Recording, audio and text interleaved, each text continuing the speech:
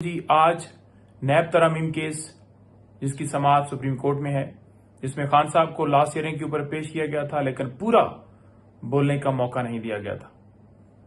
اس وجہ سے شاید کہ چیف صاحب کے پاس کوئی جوابات نہیں تھے خان صاحب کے سوالوں کے، روک دیا گیا تھا۔ آج پھر سماعت ہے، ہم استدعا کرتے ہیں کہ ایک تو خان صاحب کو پورا بولنے کا موقع دیا جائے اور یہ سماعت جو ہے جیسے پہلے دکھائی جا رہی تھی لائیو دکھائی جائے۔ کیوں پابندی لگائی گئی ہے؟ خان صاحب کی تصویر سے اتنا ڈر ہے تو لہٰذا لائیو سماعت جو ہے وہ دکھانے کا مطالبہ کرتے ہیں۔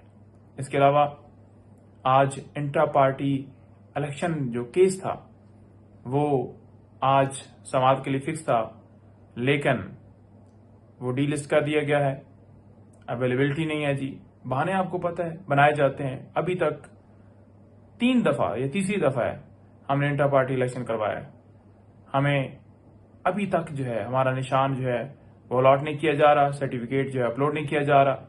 کیا آپ نے کسی اور جماعت کا انٹرا پارٹی الیکشن ایسے اس کا بھی معائنہ کیا ہے؟ کیا اس کے اوپر بھی اس طرح سے کارروائی کی ہے؟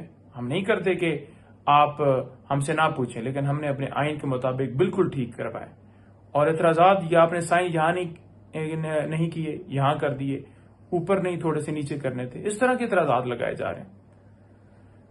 تو اس کے علاوہ آج بشرا بی بی صاحبہ سے اڈیالہ جیل میں ملاقات کا دن بھی ہے اور لسٹ ہم نے بھجوائی ہوئی ہے، اب جو وہ اپروو کرتے ہیں، کیونکہ پتہ ہے آپ کو جب لسٹ بھجوائی جاتی ہے جس کا دل ہوا اپروو کر دیا، جس کا دل ہوا نہ کیا، پھر کہہ دیا کہ جناب اوپر سے حکم نہیں ہے، لہٰذا آج ان سے ملاقات کا دن بھی ہے۔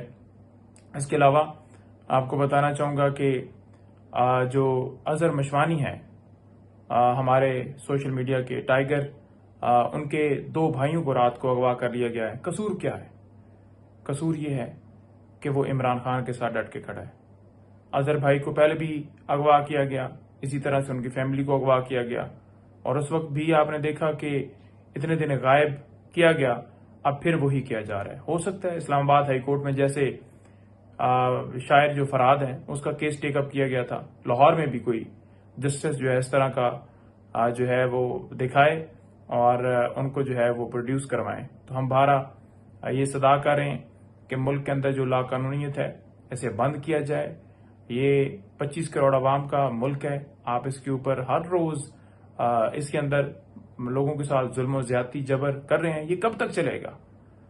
ہم استدعا کر رہے ہیں کہ یہ بند کیا جائے اور ہمارے ملک کو پرامن ملک بنایا جائے تاکہ معاملات آگے چل سکیں۔